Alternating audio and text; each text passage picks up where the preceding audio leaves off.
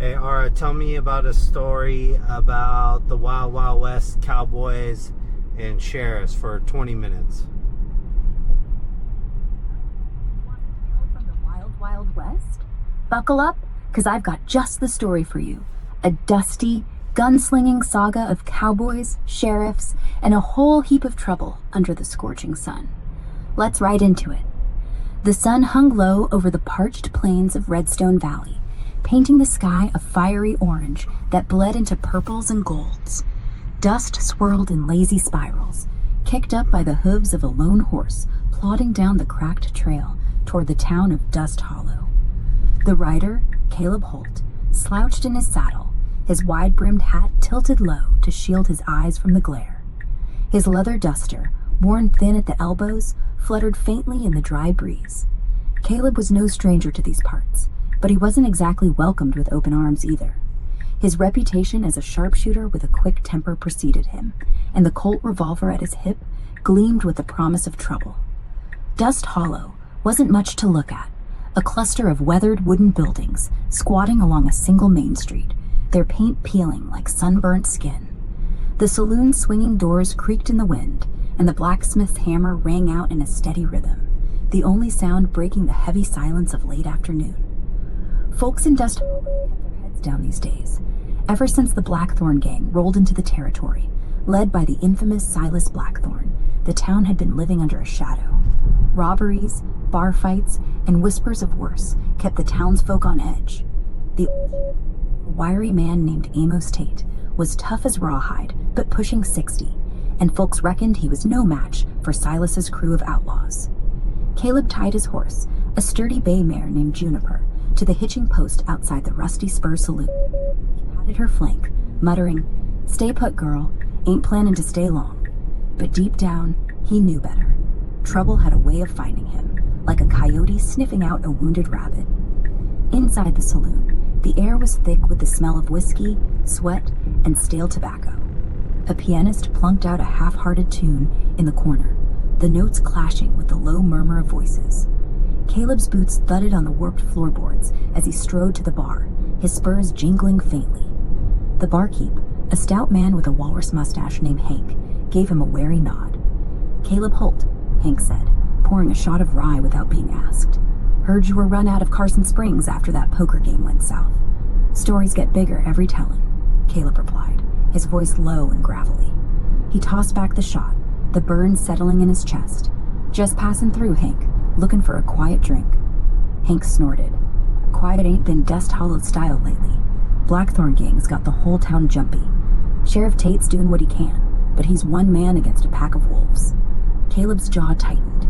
He'd heard about Silas Blackthorn, heard he was fast with a gun, faster with a knife, and meaner than a rattlesnake with a toothache. Caleb didn't much care for outlaws like Silas, but he didn't care for sheriffs much either. The law had a way of complicating things for a man like him, who preferred to walk the line between right and wrong.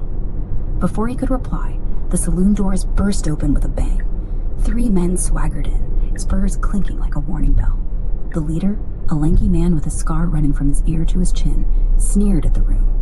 It was Jesse Kane, Silas Blackthorn's right-hand man. His 2 companions, broad-shouldered brutes with hands itching at their holsters, scanned the saloon like hawks eyeing a henhouse.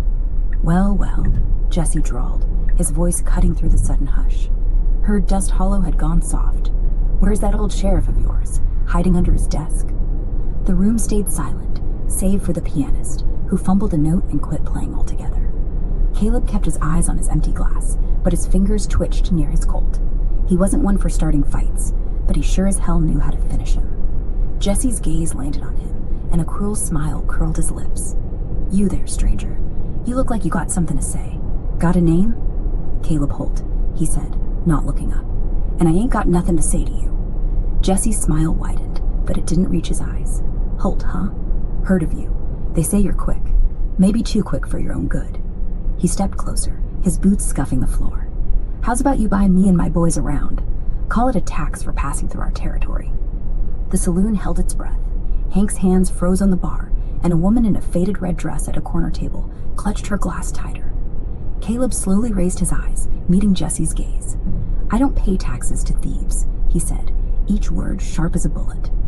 Jesse's hand twitched toward his gun, but before things could escalate, a new voice cut through the tension like a whip crack. Enough. Sheriff Amos Tate stood in the doorway, his silver badge glinting in the dim light. His weathered face was set in a scowl, and his hand rested steady on the grip of his peacemaker. Jesse Kane, you and your boys got no business here. Clear out, or I'll lock you up myself. Jesse laughed, a cold, barking sound. You're a brave old man, Tate, I'll give you that. But you're outnumbered, and Silas ain't fond of sheriffs who don't know their place. He tipped his hat mockingly. We'll be back, old man. And you, he pointed at Caleb, better watch your back. With that, Jesse and his men sauntered out, leaving the saloon in uneasy silence. Sheriff Tate crossed the room to Caleb, his boots heavy on the floor. You're trouble, Holt, he said, his voice low but firm. I know your kind, drifters with quick guns and quicker tempers. I don't need your kind stirring up more problems. Caleb shrugged, sliding a coin across the bar to Hank. Didn't come here to stir nothing, Sheriff. Just wanted a drink. Then drink and move on, Tate said. Blackthorn's gang's my fight, not yours. But as Caleb stepped out into the twilight, the weight of Jesse's threat hung heavy in the air. He untied Juniper and swung into the saddle, his mind racing. He could ride out, leave Dust Hollow to its fate. But something about the fear in the townsfolk's eyes, the defiance in Tate's voice, stirred a spark in him he thought had long gone cold. He wasn't a hero, never had been, but he wasn't one to run from a fight neither. By dawn, word spread that Silas Blackthorn himself was coming to Dust Hollow. The gang had been raiding stagecoaches along the canyon road, amassing a fortune in stolen gold, and rumor was Silas planned to make Dust Hollow his stronghold. The townsfolk were in a panic, boarding up windows and hiding valuables. Sheriff Tate called a meeting at the church, a squat adobe building at the edge of town. Caleb lingered in the back, hat pulled low, listening as Tate tried to rally the townsfolk. We've got women and children to protect, Tate said, his voice steady despite the lines of exhaustion carved into his face. I ain't gonna lie, Silas Blackthorn's a killer, but if we stand together, we can drive him out. Who's with me?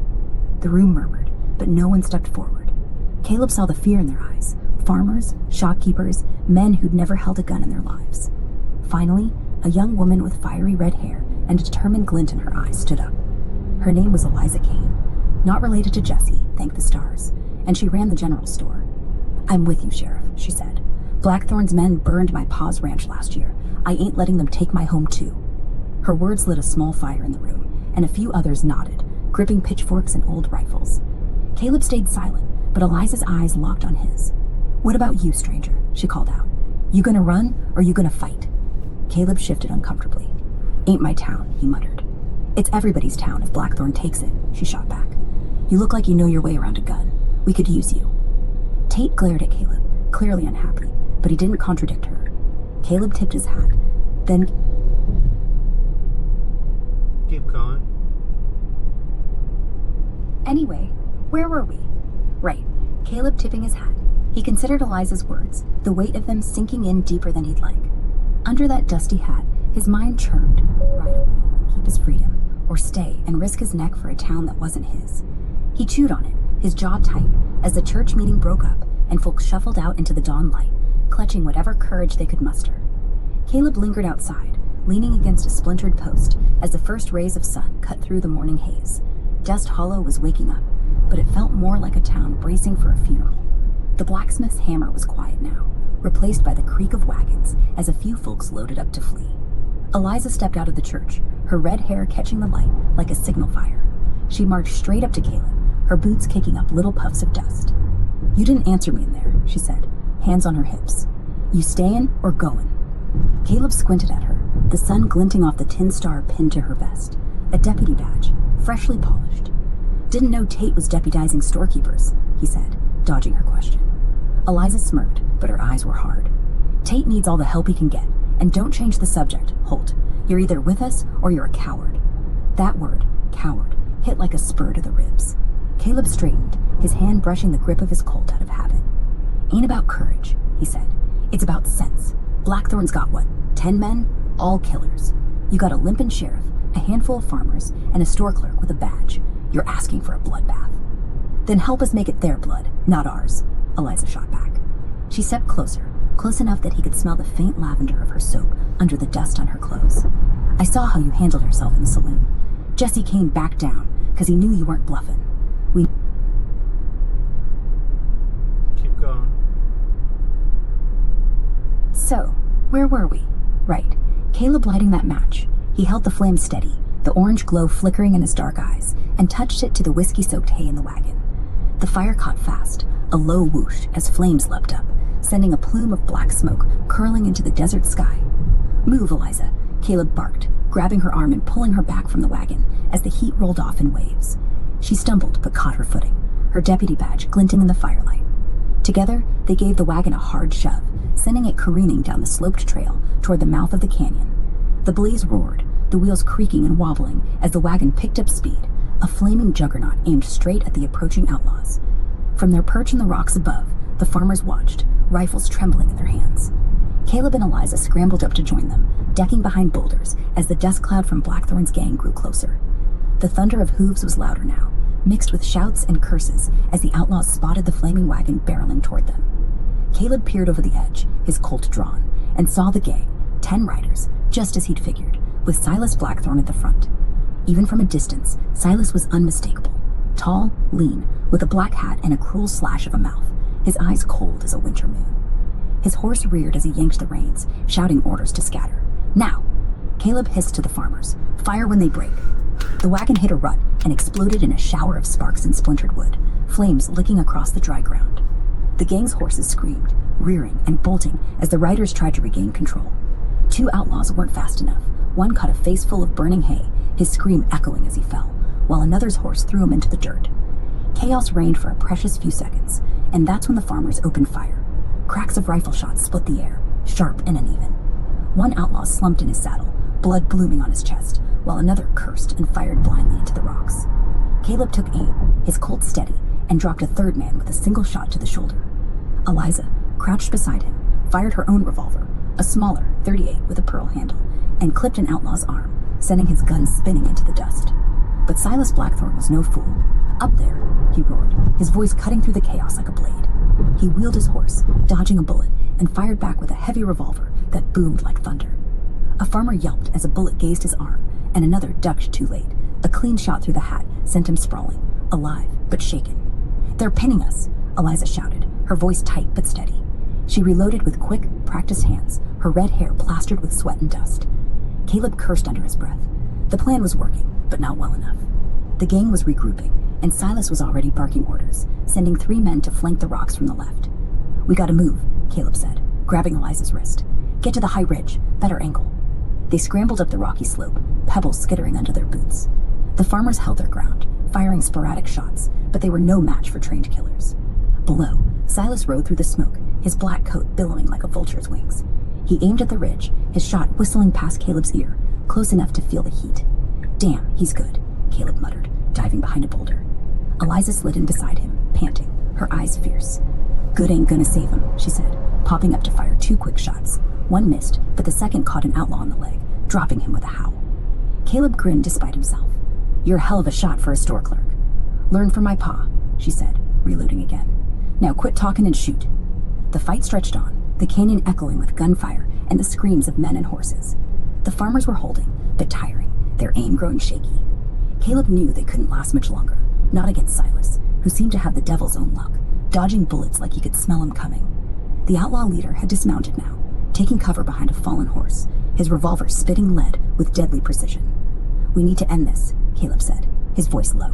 "Silas goes down, the rest'll scatter." Eliza nodded, her face smudged with soot. "How?" Caleb scanned the canyon, his mind racing. The wagon fire was dying out, but the smoke still hung thick, drifting in lazy curls. An idea sparked.